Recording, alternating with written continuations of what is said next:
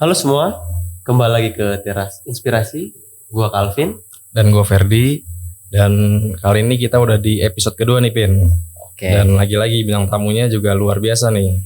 Langsung aja kita kenalin kali ya bintang tamu kita. Oke, kali ini ada 2 bintang tamu kita. Bisa kita perkenalan dulu Dari yang masih dulu ya. Oke, siap. Halo semuanya, perkenalkan nama saya Rahman Opriangga. Saya dari DPD Jakarta. Oke, dari DPD Jakarta. DPD Jakarta, betul sekali. Kalau Mas ini? Oh, saya? Kalau saya Yusuf Abdillah, tapi orang-orang lebih sering manggilnya Ucup. Ucup, Bang Ucup. Ya, kebetulan saya juga dari DPD Jakarta di wilayah Jakarta Timur. Oke. Karena jadi, saya bangga. benar. Jadi dua-duanya dari DPD Jakarta. Betul sekali. Oke. Dan gini ya Bang, hari ini kita akan membahas topik yang sangat menarik juga ya untuk masa depan. Dan topik kita ini adalah adaptasi pemuda dalam menghadapi transformasi digital gitu. Waduh, berat sekali. Kan di luar negeri sana kan udah digital itu udah bukan hal yang bisa disepelekan. Ya. Karena digital itu kan sangat-sangat dibutuhkan. Untuk biasanya kan kalau dalam perusahaan kan digital digunakan untuk mengurangi biaya produksi dan lain sebagainya lah. Oke. Kan anak-anak muda Indonesia nih belum terlalu ini sama dunia digital nih. Jadi menurut abang-abang ini gimana sih biar generasi muda Indonesia lebih terbuka gitu ke dunia digital? Siap. Ini dari Bang Ucup dulu. Boleh Bang Ucup dulu. Kalau kita ngomongin masalah digitalisasi ya, ini lebih terhadap digitalisasi mulai dari kurikulum, terus juga semua kehidupan sekarang di tahun ini menurut saya semuanya serba digital. Ya kan, mulai kita dari bangun tidur sampai tidur lagi pun itu yang kita hadapi langsung wah semua digital. Bahkan kita bangun tidur langsung megang HP, benar gak? Benar. Nggak ada yang megang lain. Maksudnya kayak langsung megang HP, langsung lari ke digital. Sebelum tidur kita dengerin lagu mungkin, ya kan? YouTube. Bener, itu digital lagi. Ya pentingnya digital untuk zaman sekarang itu adalah lebih teratur harusnya ya. Dan harus lebih dipelajari kepada anak-anak. Tapi bukan berarti anak kecil baru lahir langsung disodorin HP, itu nggak boleh tuh sebenarnya. Soalnya lebih banyak orang tua zaman now loh bahasa ya, yang biar anaknya diem dikasih sodorin HP, itu langsung digitalisasi tuh hidupnya tuh, langsung dicokokin, ayo digital. Oh ada ya Bang ya? Ada. Segelintir.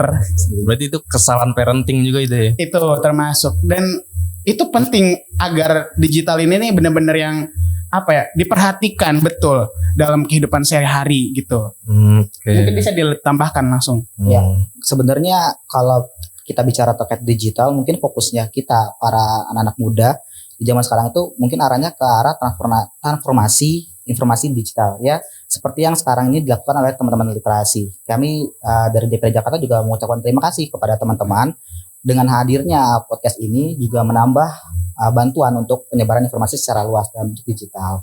Ini menurut kami itu salah satu langkah kecil tapi cukup berdampak secara domino. Mungkin bisa jadi nantinya itu ke depannya banyak teman-teman yang bisa ikut serta juga mengikuti jejak kalian. Kalau benar tadi kata Bang Yusuf, kalau misalnya kita bicara digital, menurut kami saat ini Indonesia kalau memang ingin mencapai generasi emas memang kayaknya sih perlu dimulai dari sekarang. Kalau misalkan kita bicara waktu, pasti butuh waktu semuanya. Tapi kalau misalkan tidak dimulai dari sekarang, mau kapan lagi gitu. Ya mungkin salah satunya dari kita teman-teman. Berarti masih percaya Indonesia Emas? Oke, itu saya sangat percaya Indonesia Emas. Kayaknya bukan itu pembahasan kita.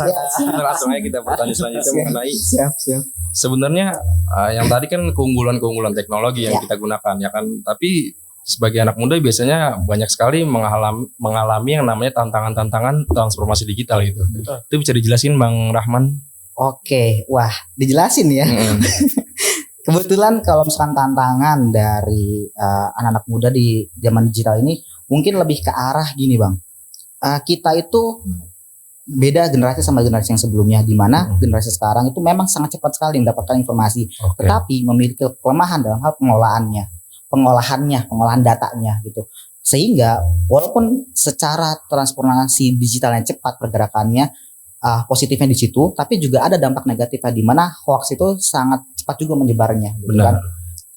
Kita memang perlu akui gitu kan bahwa kita ini salah satu generasi yang memang cukup beruntung berada di tengah-tengah perkembangan teknologi, bukan berada di perubahan teknologi, sehingga kita bisa untuk beriringan dalam hal menciptakan perubahan tersebut, Bang. Gitu. Kalau misalkan dalam penjelasan, kayaknya saya pribadi tidak bisa menjelaskan cukup detail atau mendalam karena konteksnya bukan di luar wilayah saya sih sebenarnya saat ini. Oke. Mungkin Bang Ucup Nah, spesialisnya kalau Bang kayaknya Ucup ya. nih, mungkin tadi kan dari DPD ya. Iya, Nah, betul. untuk DPD sendiri itu dalam menghadapi transformasi digital gimana nih?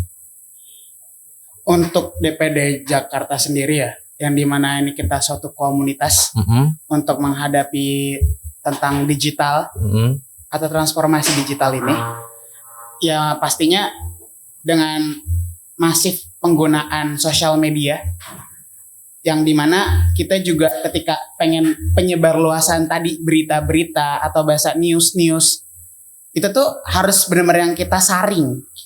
Itu yang harus jadi permasalahan mungkin untuk pemanfaatan digital sekarang kayak gitu. Ya itu mungkin titik daripada DPD Jakarta ini kan mungkin lebih ke berita-berita yang ada di Jakarta ya. Iya. Khususnya karena ya balik lagi nama kita DPD Jakarta, perwakilan daripada Jakarta, yang dimana pasti masalah di Jakarta banyak, tapi belum tentu semuanya benar. Makanya kita dari DPD Jakarta, gimana caranya ketika kita ngeberisikin masalah-masalah di Jakarta tuh kita saring juga gitu loh. Bukan kita asal berisikin, tapi kita saring yang dimana nanti berisikan dari DPD Jakarta ini bisa berdampak buat masyarakat Jakarta. Begitu juga buat ya remaja-remaja di Jakarta ya tepatnya. Betul sekali. Berarti itu kayak cara mempermudah gitu, membedakan. Solusi untuk membedakan Iya. mana berita yang bukan hoax, ini mana berita yang asli gitu. Iya, betul sekali. Oke. Kalau misalkan DPD Jakarta sendiri memang dari awal terbentuknya itu memang arahnya memang kita fokusnya di digital, Bang. Kenapa? Karena ya tadi sempat kita singgung juga, kayaknya hampir semua orang saat ini dari bangun tidur sampai menjelang tidurnya pasti kebanyakan tuh megang di gadgetnya gitu. Sehingga pergerakan DPD Jakarta sendiri itu saat ini memang fokusnya itu lebih di arah online, Bang. Dan alhamdulillah kalau misalkan teman-teman bisa cek nanti tuh di Instagram kita di @dpd Jakarta, itu informasi yang kita berikan juga itu insya Allah tidak ada hoaxnya, tidak ada menjatuhkan. Kalau kritik pastilah, tapi kan kritik yang membangun gitu kan.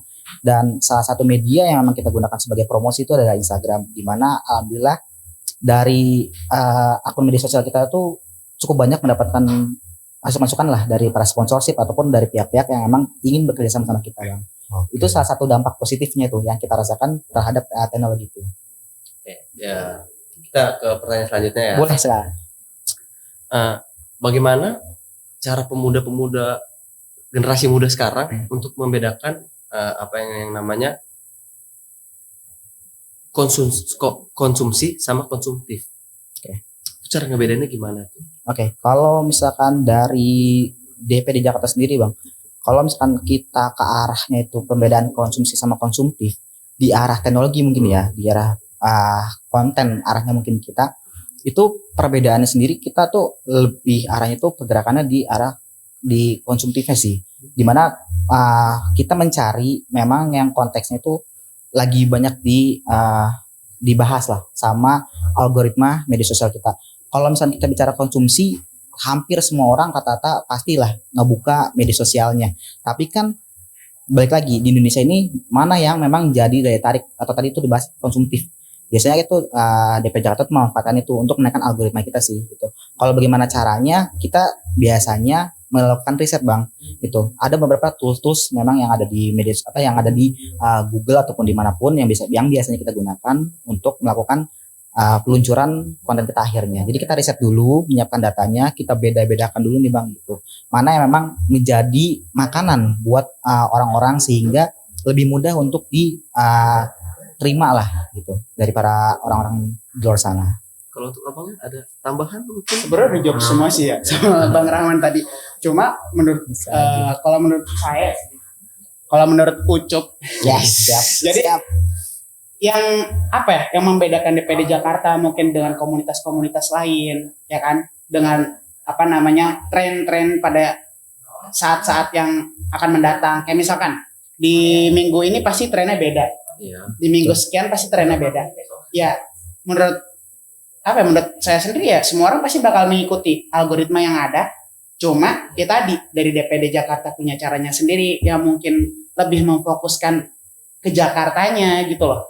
Kita lebih bahasa? Mungkin kita bukan nggak peduli dengan masalah yang banyak ada di Indonesia, tapi ya tadi kita titik beratkan di Jakarta dulu. Kalau misalkan kita udah fokus di Jakarta, mungkin kita bukan senggol ya, biasanya senggol yang ada di Indonesia. Bisa memantik mungkin ya, bisa memantik daerah-daerah lain. Ya kita amati tiru modifikasi pastinya gitu loh. Nggak ngikutin tren-tren banget.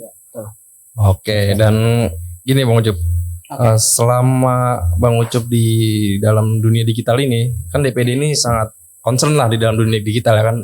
Apalagi banyak menggunakan tadi dibilang platform seperti Instagram gitu. Sebenarnya untuk para mahasiswa atau para teman-teman di rumah, ada nggak sih skill yang harus dikuasai dalam melakukan atau berkecimpung di dalam dunia digital ini gitu? Skill yang harus dikuasain daripada mahasiswa ataupun para remaja ya, para pemuda sekarang pastinya mereka harus melek terhadap digital dengan skill dasar mungkin kayak editing iya itu penting karena bahasanya kita juga harus tahu gitu loh skill dasar editing, misalkan untuk edit sesuatu segala macam. Terus kalau misalkan kita untuk bikin kalau di platform sekarang kayak ada monolog yang dimana kita juga harus matangin dari persiapan public speaking kita dong. Untuk membicarakan sesuatu, bukan yang kita harus udah disiapin teks misalkan. Ya itu kita terlalu baca teks itu kan ya adalah seperti itu mungkin. Cuma kita harus bisa lebih menguasai materinya agar kita tuh bisa lebih enjoy lah bahasa membawakannya di digital itu gitu loh. Dan nggak terlalu kaku. Mungkin sedikit menambahkan aja Bang, kalau misalkan apa yang perlu disiapkan anak-anak muda dalam menggunakan platformnya, media sosialnya, paling yang pertama itu kita butuh kalau misalnya kita ingin mengangkat sebuah konten, terutama itu adalah kita perlu riset data dulu. Setelahnya baru kita pendalami dengan public speakingnya. Walaupun kita memiliki data yang sangat berharga, tapi kalau misalkan cara penyampaiannya kurang tepat, salah dan sebagainya gitu kan, kaku lah ibaratnya, tidak mengikuti tren market sekarang ya kan, itu tidak akan diterima gitu. Mau sekelas apapun itu, bahkan sekelas eksekutif sekalipun yang melakukan itu pasti tidak akan diterima. Mungkin lebih banyak dislike-nya mungkin ya. Jadi selain memang riset lalu habis itu public speakingnya, yang selanjutnya mungkin arahnya tuh ada di describe sama di copywriting ya Bang gitu. Sehingga itu sih. Jadi kalau misalkan teman-teman sekarang ini sedang melakukan persiapan skillnya, menurut saya pribadi kalau misalkan hal-hal dasar dalam dunia digital itu sih, terutama editing sih. Itu banyak banget mungkin di luar sana para mahasiswa yang sudah kebantu gitu kan ekonominya dalam hal editing. VO ya kan, banyak lah penulis-penulis juga, ghostwriter segala macam gitu kan. Itu kan sebenarnya sebuah skill yang tidak dipelajari oleh sekolah ataupun di kampus sebenarnya, yang kita pelajari dari komunitas, dari luar dan sebagainya. Nah itu sebenarnya yang perlu kita manfaatkan dengan sebaik-baiknya sih. Dan malah itu yang bahasanya, maaf ya saya nambahin. Boleh. Tadi yang disebutkan semua sama Bang Rahman kayak soal copywriting, terus video editor segala macam, itu tuh yang paling dibutuhkan sekarang. Jadi ya tadi kenapa bisa penting digitalisasi ini di kehidupan sehari-hari, karena ya itu dari situ kita bisa ngasilin duit coy. Bener gak? Benar. Sekarang semua orang langsung lari ke TikTok, langsung lari ke YouTube, bahkan yang dari TikTok buka YouTube karena kurang duitnya. Apalagi sekarang ditambah juga dengan kemudahan AI ya kan. Mulai mungkin beberapa tahun ke depan teknologinya itu yang perlu emang kita manfaatkan. Kita sekarang ini AI itu masih mungkin bahasa kasarnya masih kulitnya lah, belum kita perdalam. Sekarang kan AI terus berkembang, di mana dari awalnya itu kita dari teks bisa jadi gambar, dari gambar bisa jadi video gitu kan. Sebenarnya AI itu bukan akan menggantikan kita gitu kan, karena tanpa perintah kita, AI nggak akan bisa ngelakuin apapun. Jadi kuncinya itu adalah di manusianya. Kalau misalkan kita nggak mau kalah dari AI gitu kan, ya udah kita tingkatkan skill kita, kalau bisa manfaatkan AI tersebut gitu untuk kebutuhan kita gitu. Jangan malah sebaliknya, kita dimanfaatkan oleh teknologi gitu. Nah, kalau tadi udah ngomongin AI ya, Pin. Jadi banyak juga nih di kampus kita ya bahwa AI ini juga banyak disalahgunakan gitu. Kayak misalnya ngerjain tugas langsung Nah ini nih ChatGPT, keresahan gue nih. Claude, Asli. Perplexity. Siap. Nah itu gimana tuh nanggapinnya dengan orang-orang yang menyalahgunakan teknologi ini? Sebenarnya gini Bang, mau teknologi, mau benda apapun ya kan, itu pasti ada dua sisi positif dan negatifnya. Benar. Contoh, misalkan kita mengambil sebuah pisau, ya.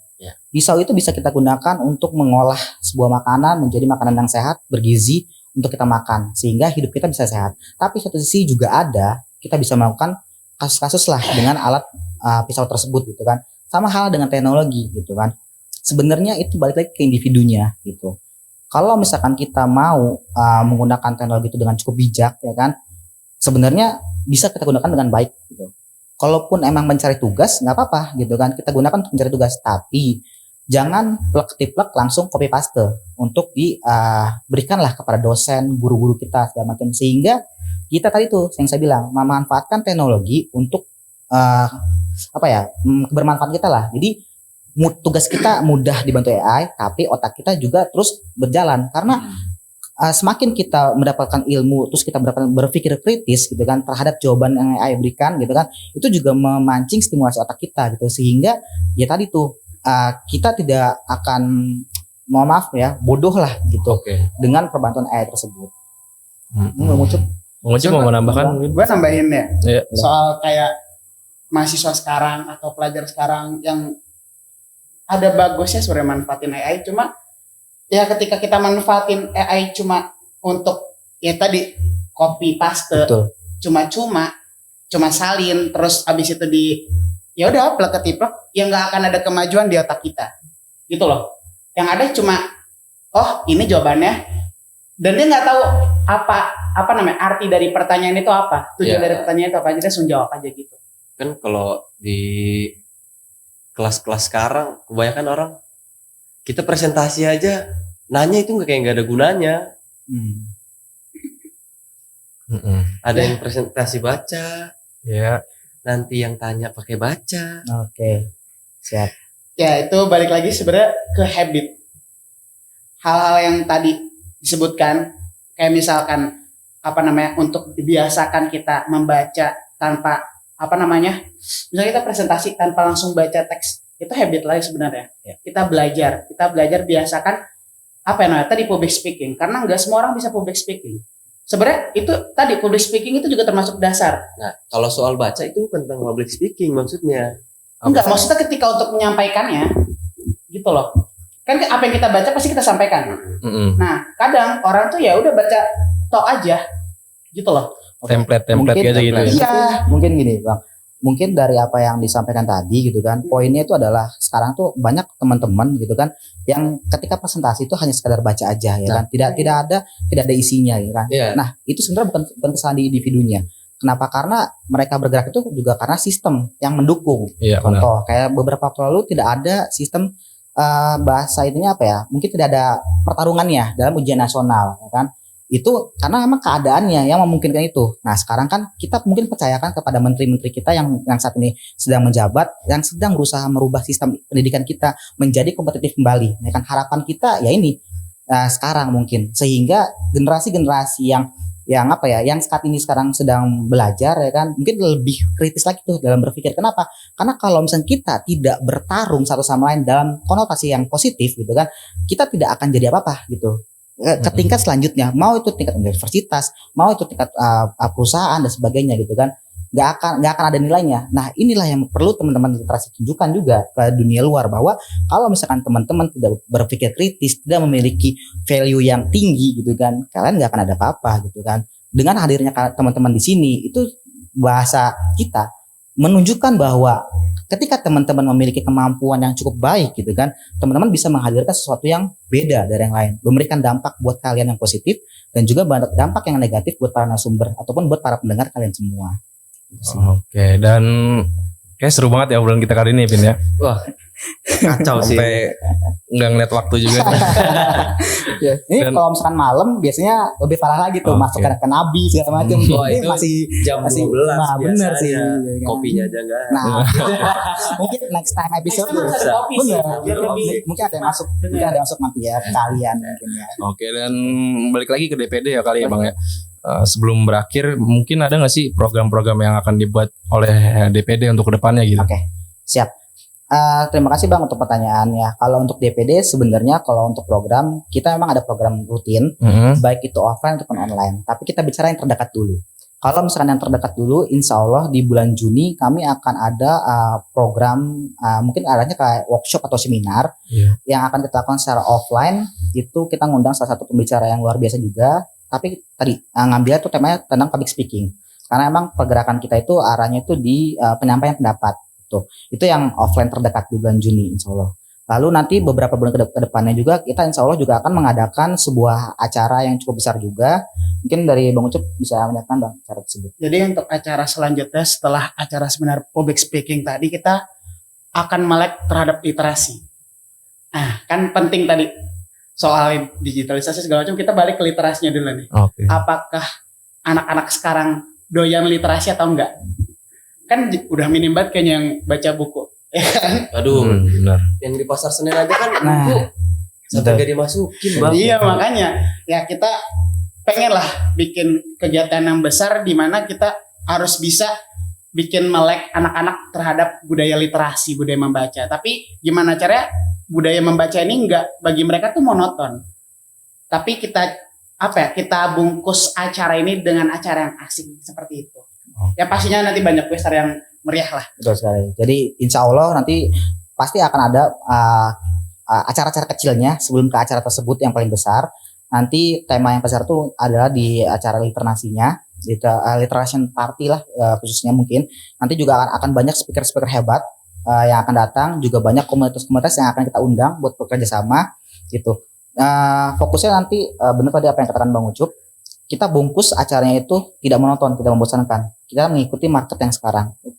Targetnya itu adalah anak muda, baik orang yang emang sudah pintar, orang yang ingin pintar, atau emang orang-orang yang ingin menikmati hiburan atas acara yang kita selenggarakan nanti. Nah, kalau misalkan nanti abang-abang ataupun teman-teman di luar sana ingin tahu lebih detailnya, teman-teman coba follow aja deh, ataupun ikuti akun-akun kami di @dpd.jakarta. Insya Allah apa yang kami berikan itu sudah melalui berbagai lapisan riset. Jadi apa yang kami sampaikan tuh insya Allah sesuai dengan yang benar lah, tidak hoax dan sebagainya.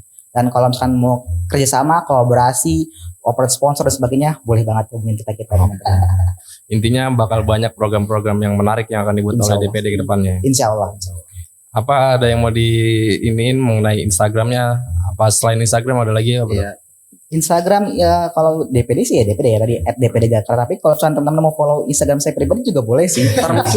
Boleh ya. Ntar muncul di sini nih ya, bisa lihat Ya. ntar muncul. Tapi Ya, boleh. tadi dari DPD Jakarta, alhamdulillah kita juga ada podcast sebenarnya. Ya. Tapi Oh, masih ada podcast audio. juga. Tapi masih Masih- audio. masih audio. Bentuknya Spotify aja Oke. nanti.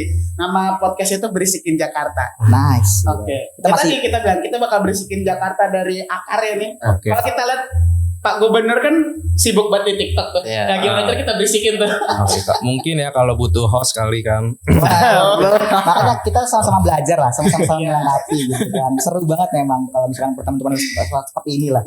Biasanya pertemuan ini yang kadang-kadang ada ide-ide baru untuk ke depan. Benar. Oke. Ya.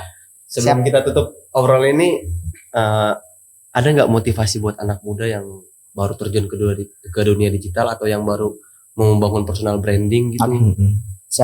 Oke, biasanya gini teman-teman.